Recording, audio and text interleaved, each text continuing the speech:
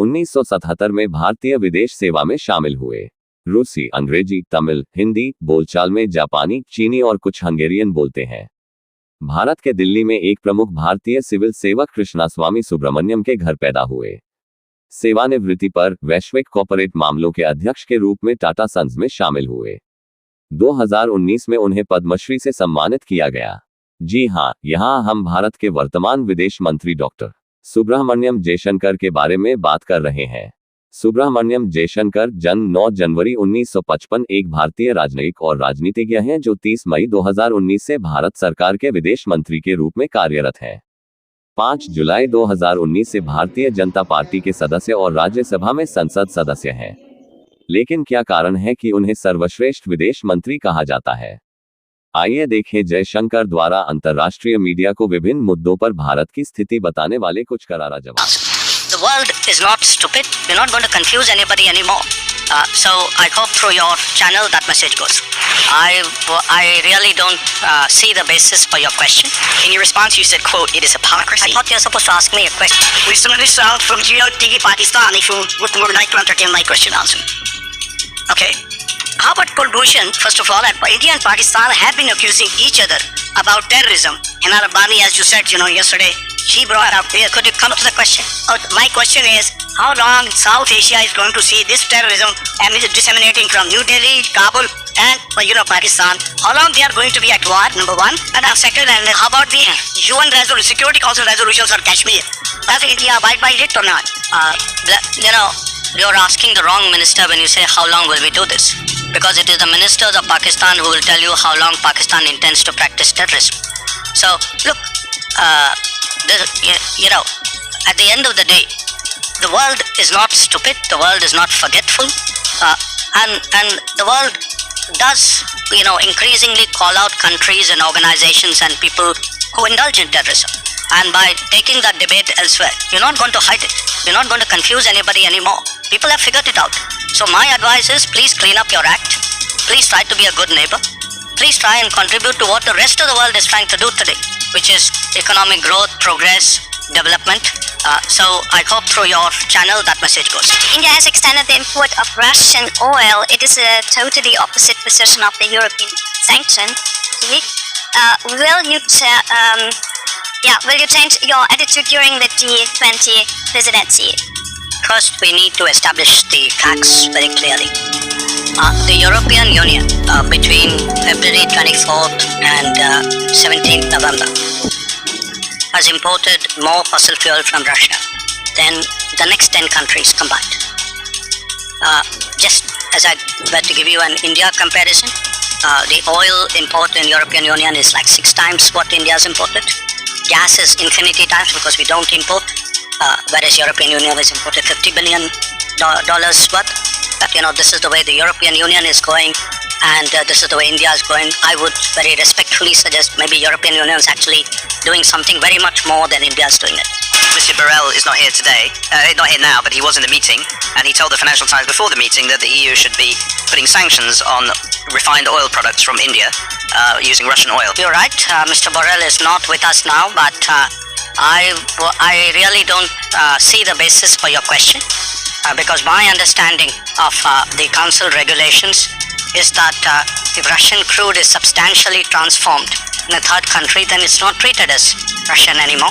I actually want to follow up with something you said at an India Today event a while ago. You were asked about India's downgrading in Freedom House and VDEM and other democracy scores. And the journalist asked you, quote, "How do you see this play itself out in terms of how India is being perceived by the world and these new reports?" In your response, you said, quote, "It is hypocrisy." I thought you were supposed to ask me a question. I am asking you a question. It is hypocrisy. We have a self-appointed custodians of the world who find it difficult to stomach that someone in India is not looking for their approval, is not willing to play the game they want to play. That doesn't actually answer the journalist's question. So I want to ask you again, are you concerned that perceived democratic backsliding in India is going to undermine its efforts to become a rising power in the world? I think it answers the question if you would be objective enough to understand it. I think it says very clearly that the people who are writing these reports have a strong bias. Often they distort facts. Many of these reports are actually riddled with inaccuracy. So I put it to you, there's an ideological agenda out there. I don't know why that's hard to understand. I just wanted to follow up, Minister, with a quick clarification. You're saying you have no evidence this is related to the Canadian story, which I'm sure you're sick of speaking about. Have the Canadians, there's been reporting that there have been progressive visits from the Canadians to India, including in August. You're saying that you've never familiarized yourself with the documents that were, or no documents have been provided to you by the Canadians that purport to show evidence that Indian officials in Canada were aware of this attack. You have not seen the intercepted. Are you saying the Canadians gave us documents? I'm asking you if the Canadians gave you the intercepted documents. No, look, Indian diplomatic communication. I have said that if somebody gives us specific or relevant information, we're prepared to look at it. So you have not received those intercepted communications? If I had, would I not be looking at it? I'm asking you for a yes or no. I think he's given his answer. And the other question is I'm not answering a second. वह 1977 में भारतीय विदेश सेवा IFAS में शामिल हुए और 38 वर्षों से अधिक के अपने राजनयिक करियर के दौरान उन्होंने भारत और विदेशों में विभिन्न पदों पर कार्य किया, जिसमें सिंगापुर में उच्चायुक्त 2007-2009 और चेक गणराज्य में राजदूत के रूप में कार्य किया। 2001-2004 चीन 2009-2013 और अमेरिका 2014-2015। जयशंकर ने भारत अमेरिका असैन्य परमाणु समझौते पर बातचीत में अहम भूमिका निभाई। उन्हें 31 मई 2019 को विदेश मंत्री बनाया गया था। वह कैबिनेट मंत्री के रूप में विदेश मंत्रालय का नेतृत्व करने वाले पहले पूर्व विदेश सचिव हैं। जयशंकर का जन्म दिल्ली, भारत में एक प्रमुख भारतीय सिविल सेवक कृष्णा स्वामी सुब्रह्मण्यम और सुलोचना सुब्रह्मण्यम के घर हुआ था। उनका पालन पोषण एक हिंदू तमिल परिवार में हुआ था। उनके 2 भाई हैं, इतिहासकार संजय सुब्रह्मण्यम और IAS अधिकारी एस विजय कुमार, जो भारत के पूर्व ग्रामीण विकास सचिव थे।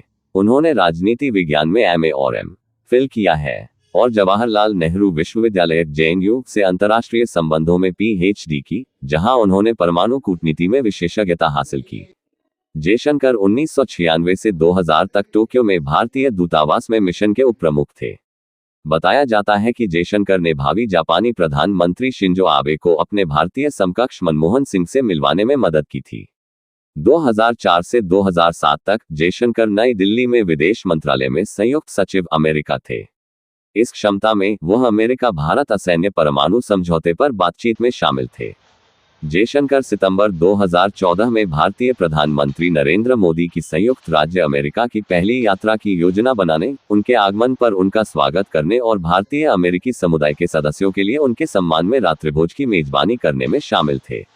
नवंबर 2022 में रूसी विदेश मंत्री सर्गेई लावरोव के साथ एक संयुक्त संवाददाता सम्मेलन के दौरान जयशंकर ने रूस की भारत के असाधारण रूप से स्थिर और समय परीक्षणित भागीदार के रूप में प्रशंसा की और वापसी की वकालत की।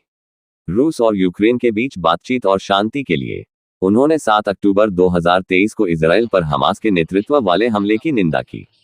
जयशंकर ने कहा कि हमने हमेशा सुरक्षित और मान्यता प्राप्त सीमाओं के भीतर फिलिस्तीन के एक संप्रभु, स्वतंत्र और व्यवहार्य राज्य की स्थापना के लिए बातचीत के जरिए 2 राज्य समाधान का समर्थन किया है। इजराइल के साथ शांति का पक्ष ले। भारत पूर्व शीर्ष अमेरिकी राजनयिक ने कहा, उन्होंने कई द्विपक्षीय मुद्दों पर श्री जयशंकर के साथ मिलकर काम किया। वह एक कठिन वार्ताकार है, लेकिन फिर भी असाधारण रूप से निष्पक्ष है और वह जानता है कि सौदा कैसे करना है। वह अमेरिका भारत संबंधों और भारत चीन मुद्दों को किसी से भी बेहतर जानते हैं।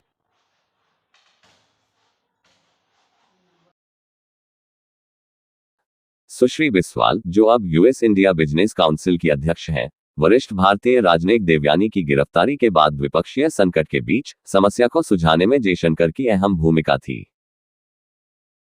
श्री जयशंकर ने बीजिंग के साथ कठिन बातचीत को संभालते हुए लद्दाख के देपसांग में घुसपैठ और डोकलाम गतिरोध के बाद संकट को हल करने में महत्वपूर्ण भूमिका निभाई। Carnegie endowment for international peace think tank के शीर्ष भारतीय विशेषज्ञ एशले टेलिस के अनुसार, जहां तक मेरा मानना है, विदेश मंत्री के रूप में जय का चयन इससे बेहतर समय पर नहीं हो सकता था।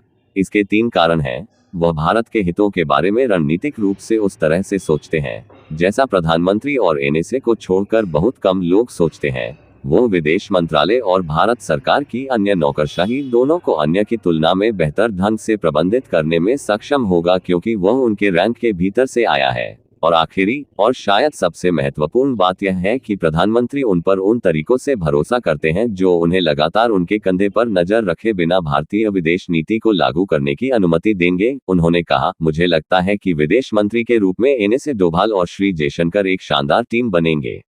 ऑपरेशन गंगा यानी यूक्रेन से भारतीयों को निकालना, ऑपरेशन कावेरी यानी सूडान से भारतीयों को निकालना उनकी कुछ उपलब्धियां हैं। भारत को बहुध्रुवीय दुनिया में आगे रखना और अंतर्राष्ट्रीय रूपों में वैश्विक दक्षिण के लिए एक आवाज बनना उनके शासन के तहत भारत की विदेश नीति में कुछ बदलाव है।